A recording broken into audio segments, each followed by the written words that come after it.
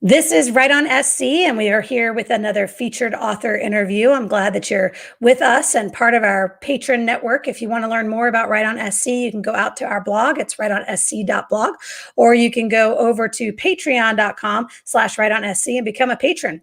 In the meantime, for today's interview, I've got a good friend of mine here from the Columbia area, Raegan Teller. We're going to get to her in just about 5 seconds. Here we go.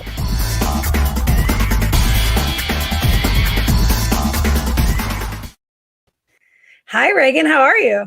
Hi, Casey. I'm great. How are you? I'm super good. Look, it looks all super professional. Like right now, we're live on Facebook and we're live on YouTube. And if anybody happens to click in and start talking to us, we'll be able to talk to them back. But it also records it and puts it there for us on YouTube and Facebook. So in perpetuity, it's available for anybody that would like to see it. So welcome to the show. Welcome to Right on SC. It's been a long time since I got to interview you and talk to you. So I hear what you've been up to and catch up with you. But coming up in May, there's a big event called Arts on the Ridge in Ridgeway, South Carolina. And Right on SC is a sponsor for that event. And I know you are out there organizing and drumming up support. And tell us a little bit about Arts on the Ridge and your role in it. Okay. Well, first of all, we appreciate your sponsorship. That means a lot. We couldn't do it without people like you to help and support us.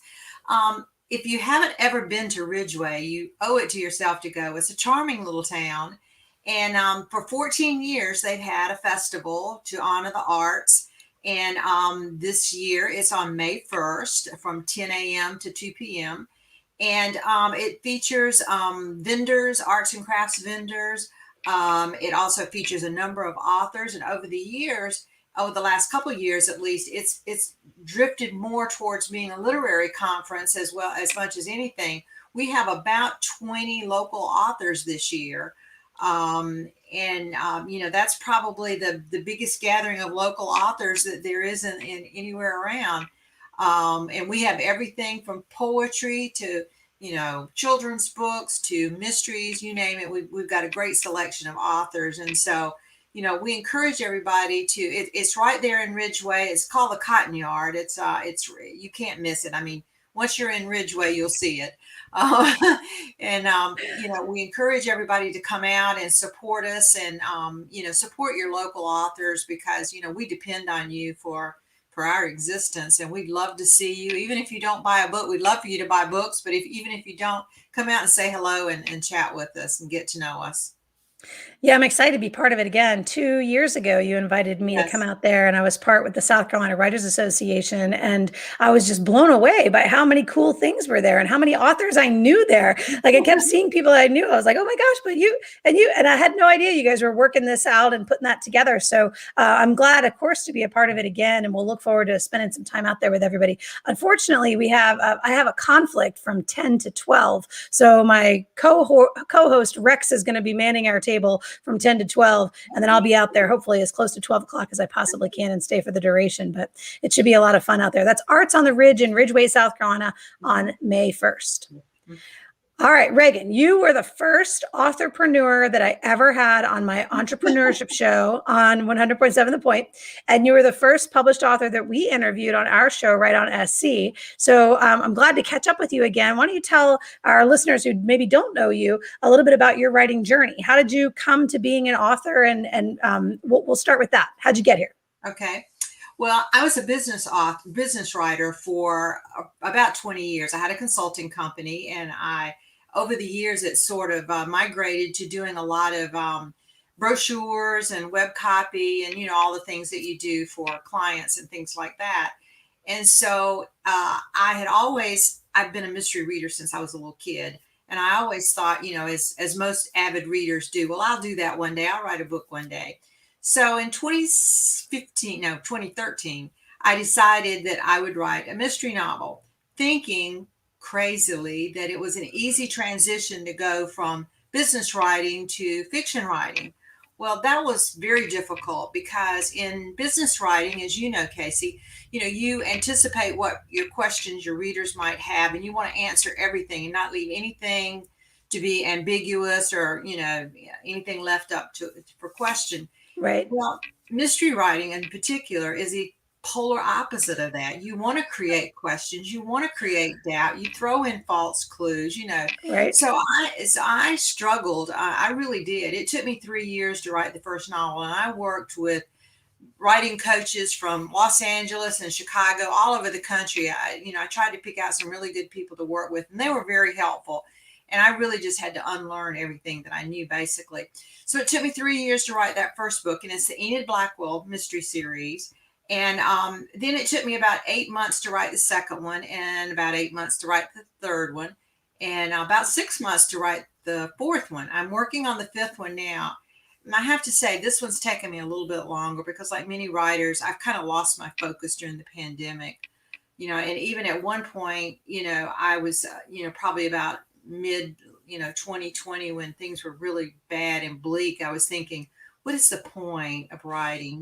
The world is dying around, it was doom and gloom. The world is dying around me. Why am I Right. writing, mystery novels? Who cares?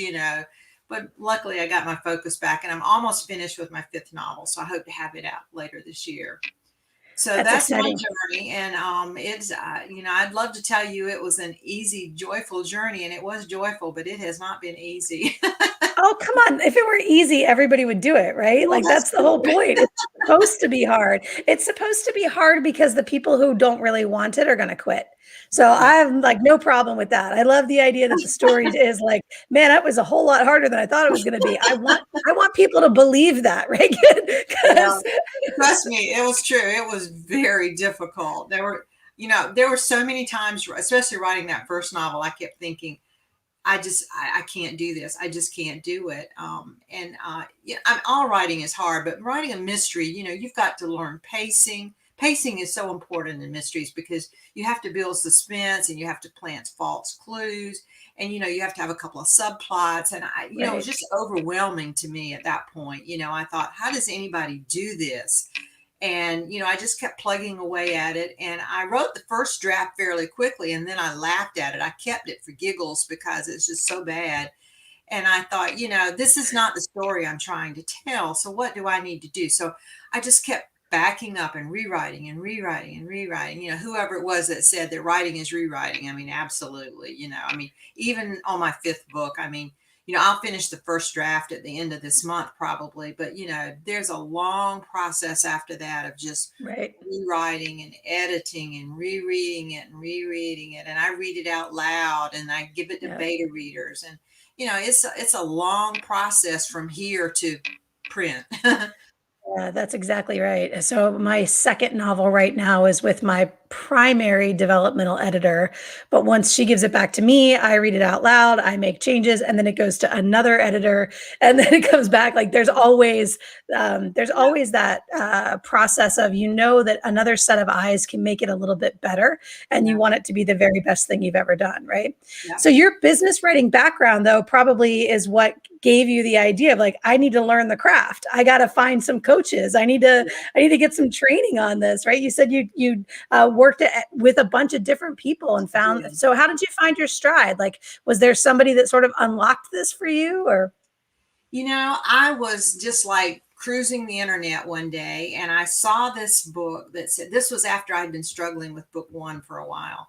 And I saw this ad for Al Watts, LA Writers Lab, and it said, write a book in 90 days. And he's got a book out on that. And so I thought, oh, that'd be wonderful. 90 days. I've been struggling with this forever. 90 days. All right. Magic pill. And so, I contacted him and I found out what his workshop was about. And I took the workshop and I did produce a first draft in 90 days. And it was horrible. But what I it was absolutely horrible. And that process is not for me. I mean, Al mostly works with screenwriters. He's in Los Angeles, right? Right, But what I really learned from him was, not to be in angst about that first draft, just get the story down. right. Another important thing that I learned from him was writing in scenes. When I write, I use Scrivener, which is a well known software for Mhm, authors, and I don't write in chapters, I write in scenes. And I mhm. learned that from him because, he's a screenwriter and that's how he thinks. And so Right, that was very helpful. And what I also learned from him was just to let go at some point of my idea of the story and let the story become almost organic and happen the way that it wants to. I don't outline. I mind map and and I doodle out stuff, but I don't outline. I'm not saying that's a bad thing. And I admire actually people who can do that. But as I heard an author say the other day on a panel I was listening to, he said, I do these beautiful outlines and then I just promptly ignore it and write something else. And that's kind of what I did. Now, if I'm doing a business thing, because, if you have a business client, they want an outline of what you're going to do. And so I Right. do it and I stick to the outline because that's what we've agreed to. But, as far as fiction writing, I kind of know, I think in 3 acts, because again, that's how I was trained, from a screenwriter guy. So I think in terms of beginning, middle, and end, acts 1, 2, and 3. And so I start out with, just a couple of scenes, maybe, 3 or 4 scenes in act 1, a couple in act 2, and a couple in act 3. And they're very high level at that point. And then I start writing act 1, and then I start fleshing out act 1. And then sometimes I'll just stop in the middle and I'll start mind mapping. I assume you and your audience know what mind mapping is. It's just kind of a diagram, basically. It's words, but it's more of a picture than it is an outline. And so I'll mind map, act 1 or whatever scene that I'm working on. And then so I just I always have something that I'm working towards. I don't just, I'm not a pantser, as they call it in the business, where I just write by the seat of my pants. I can't do that because there's no telling where I'd end up. But I do have, almost like, I call it like a lighthouse. So I kind of know where I'm headed, and I have this beacon out there that I kind of know I'm headed to this point in act 1 or in this chapter or whatever. And then when I get past that, I sort of cite another landmark then and say, okay, now this is my next destination. This is where I'm headed. And I rarely know the ending. And I am of the school that if you know exactly where the story is going, you can't surprise your reader. Right. And so, I have an idea. Murder in Madden was a perfect example. My first mystery, I knew absolutely in my mind who the killer was. Absolutely. And so I was writing it up to that point, about 2/3 of the way through. And I know you're going to think this makes me sound like a nutcase, but my character, Enid Blackwell, who is a small town newspaper reporter, she talks to me a lot. And she was talking to me and she said, no, that person's not the killer. This is who the killer is. And I was like, no, no, no, no. And she's like, yes, this is who the killer is. And this is why. And I mean, we actually have conversations. And so I changed my whole ending based on that.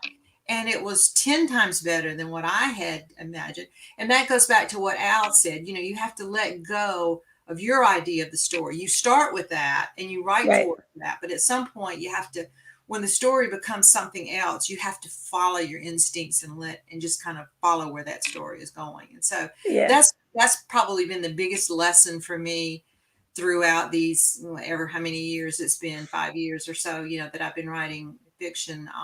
And I have to keep reminding myself of that. Yeah, and it's a good lesson too. I don't think it makes you sound like a crazy person. As I was getting after December to a place where I thought it was done, there's this over and over and over again, they keep referencing New Year's Eve, New Year's Eve, New Year's Eve. Brian really messed up on New Year's Eve. And I will never forget this. I'm sitting in my living room on the couch all by myself in the middle of the day. And I was like, all right, Brian, what did you do?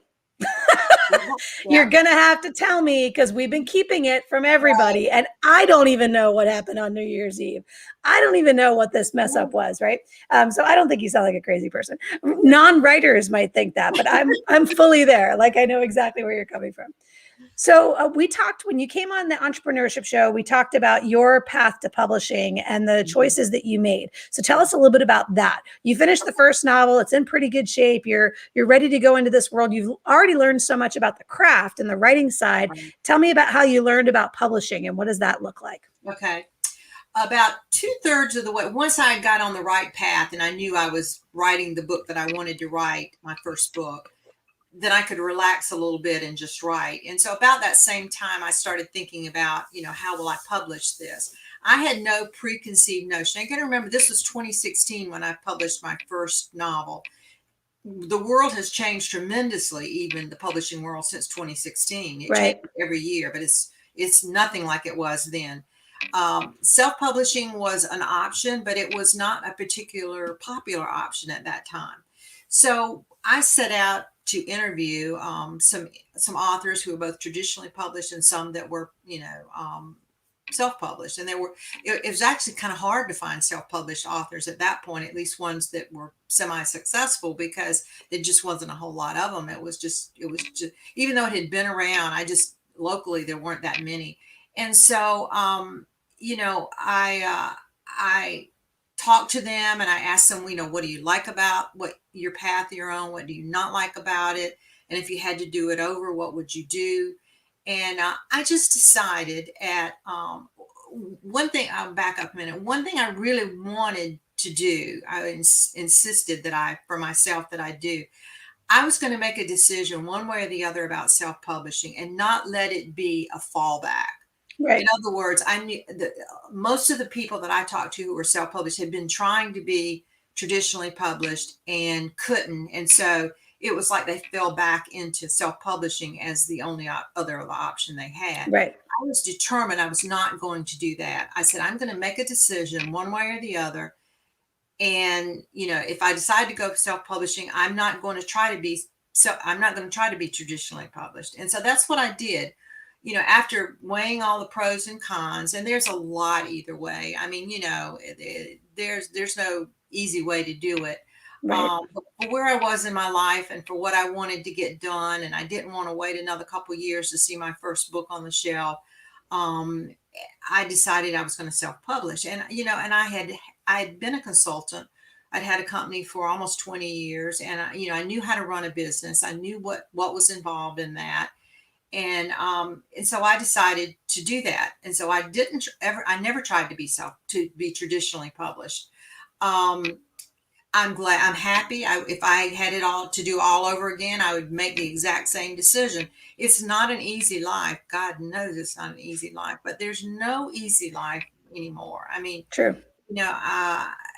Sadly, this past year has been so hard on so many writers. And a couple of my friends have just kind of dropped out of writing, and most of them were traditionally published. So life has been hard for writers this past year. Mm-hmm. And, life is hard for a self-published author all the time, because you are a business owner, you are a marketer, and in that process, you have to put on your right brain creative hat and be a writer too in your spare time. Yeah. And but that's pretty much true of traditionally published authors now too, because traditional publishing has changed so much over the last couple of years, where publishers don't do a lot of the things that they used to do for you. And they expect you to have your own platform and your own social media followers and all of that. So it's probably not a whole lot of difference. The difference is, by the time I publish a book, I've probably invested about $2,500 in it, because I have to buy my own author. I have to have my own book designer. Right. Everything I want to have done, I hire my own, developmental editor. So, it's not cheap at all. Right. Whereas if you are traditionally published, that's sort of built into your package. But the flip side of it is, if you are traditionally published and your book doesn't sell, they're going to drop you like a hot potato.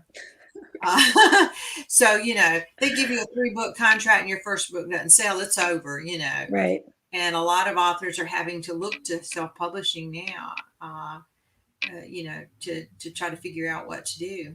So, And when you sell that product, it's yours. I mean, that all of that money is yours. So you put yes. in that upfront cost, but then every sale that revenue comes right back to you. And while you're offsetting your initial buy-in cost, it's not the same as with the publishing company and the agent taking little cuts out of the little bit that you may or may not get as far as royalties are concerned. So it is definitely worth investigating for anybody that's looking for what's the value of each of these things. What am I looking for, and how much control do I want over the process? That's another thing I've heard from self-published authors, is how much control they have over the process, selecting book covers, and where is the book going to be sold, and things like that, where they don't really have a lot of control over that if the publisher has picked them up. So Yeah, I think your use of the word authorpreneur is what caught my attention initially, because I think that sometimes our authors underestimate that they're now in business, and whether they're traditionally published or self-published,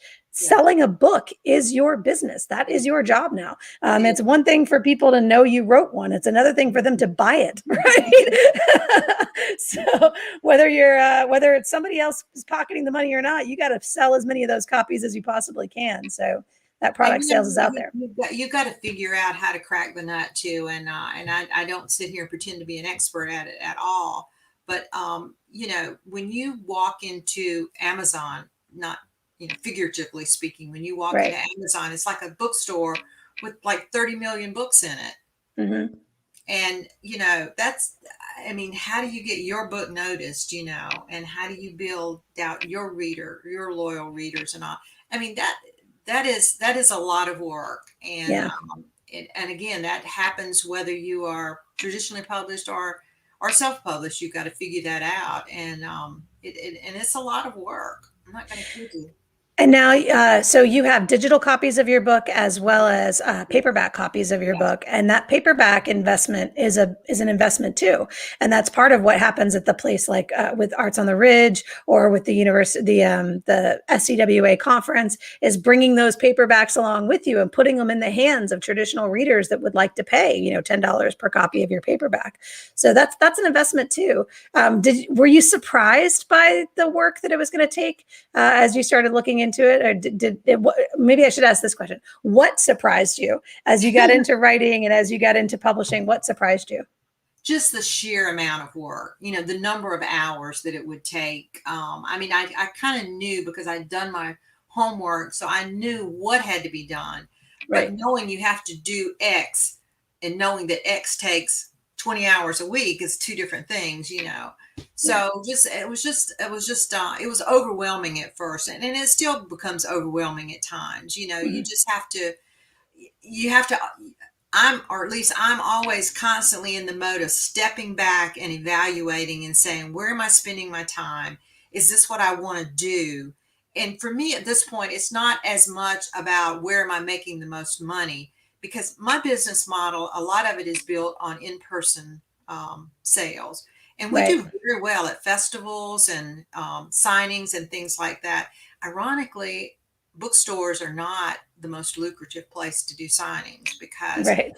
a lot of my readers, it's interesting. And when I go to festivals, a lot of my readers come up and our buyers come up and, they're not the kind of people that go hang out in bookstores. In fact, a lot of them are just like, well, I haven't read a book in 20 years, but boy, this is a local author and, your books are placed in South Carolina. I'd like to try that. That's my typical reader. And so, my business model of doing a lot of in-person stuff, I don't know if it's easier or harder, but it seems harder than it would be to me if I just spent all my time sitting down figuring out Amazon algorithms. And I know Right. people who do that. I have no desire to do that. I mean, you have to know some of that, but if that were my existence, if that was all my marketing was about, I would quit this business in a heartbeat, because what Yeah. I love about being a writer is meeting people and talk. There's nothing that gives me more joy than going to a book club. I love to sit there and talk about the characters and how they were developed and the plots and why this happened. Why I could just do that for hours on end. Yep. And so to meet those kind of people, you got to get out with the people. So that's why Yeah. Arts on the Ridge is so important to me, and as well as the other festivals that happen. I mean, everything kind of shut down last year. It kind of started cranking back up at the end of the year. We had some really good festivals at the end of the year, but I'm hoping this year will be safe for everybody, and that we'll be able to get back out and meet with readers, because that is my joy. I write to entertain. I don't write literary stuff. I write just for pure entertainment. And I when love it. somebody And somebody says, I stayed up all night and read your book, and I'm just like, that's wonderful. I'm so yes, glad you lost sleep because of me. yes. I'm the exact same way. I had so with my book too, it's like somebody complained that there weren't any chapters. She's like, I didn't know when to put it down. I was like, I don't want you to put it down. That's on purpose. I don't want you to put it down. Yeah, no, I'm with you. The book clubs are my jam too. I like being in a room full of people, whether they loved it or hated it. There's nothing I can do about it now. Right, If you right, hated it, by all means, tell me. I don't have a problem with right. that. It doesn't hurt my feelings if you didn't like my book. I mean, let's just chat it out. Explain to me what you didn't like about it, right? But I'm with you. I like the book club too because I like to give them a little bit of insight, give them a little bit of Mhm. why I did this and why I did that, Right. and I think that's so rewarding. Like if I could hear from every author that I loved their book, I would get all over that. You know what I mean? Like, can I get a quick Zoom meeting with you so you can tell me how you felt about it? Yeah, why you did this to this one character. All right, that's good stuff. So listen, what's next? So you've got this fifth book right now, and you're Right. going to finish this draft. You said hopefully by this next month or so, and you think Yes. maybe it'll be published in 2021. Yeah, oh, yeah. It'll be published, a couple of months after that. I'm hoping by fall. We've got a lot of big festivals coming up in the fall, and that's my goal is to get it ready for the big festivals. All right, good stuff. Well, I have your website up here now. So if anybody wants to learn more about you and buy your books, where can they go to buy your books besides your website? Well, Amazon, of course, and anywhere that books are sold. So Barnes and Noble, anywhere. And And also, if there are any authors listening who want to participate, we've got a few more slots left at Arts on the Ridge. Go to that website there, and there's a contact me page, and just let me know because we can squeeze in a few more authors, and we'd love to have you. We've had a couple people who dropped out, just because they were not quite ready to jump into all of this yet. But right. so we'd love to have you if you're a local author. Just let me know. Yeah, it would be great to see more authors at Arts on the Ridge. And certainly Right on SC is glad to be part of that and glad to support that. And if we could get more of those, man, I'd like to see Arts in Blythewood and, Arts in Camden and Arts. You hear me? The bookstore in Camden, we're talking to you. There's a lot of independent bookstores that are, well positioned to hold Yeah. these little sidewalk kind of events. So I think we should maybe cross our fingers in 2021, but look to maybe take over the world in 2022. Thank you so much for being here, Raegan. I appreciate you. If there's ever anything we can do on our radio show to support you and promote your book, when the new book comes out, let's have another conversation and talk about that. Thank you so much. All right. You're welcome. Have a great day.